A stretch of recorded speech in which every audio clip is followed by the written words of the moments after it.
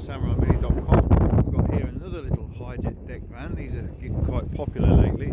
This one's a quite late model, 2017, and really nice condition. Very clean underneath, very clean in the engine, and see, we've got a little cover over the rear deck which protects your stuff in there. Pull these rubber things off. Drop the back down. Like that. You see the deck in there, very clean, that's been kept well by the cover. And inside, got this bench seat in the back as usual.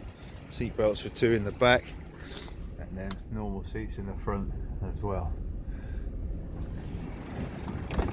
Go in here, you can see it's even got a factory purpose-built carpet mat across the front.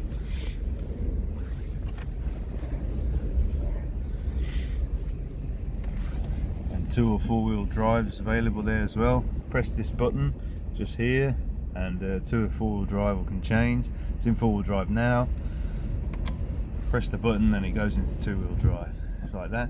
26,000 kilometers, that's 15,000, a bit less, 13,000 miles, something like that.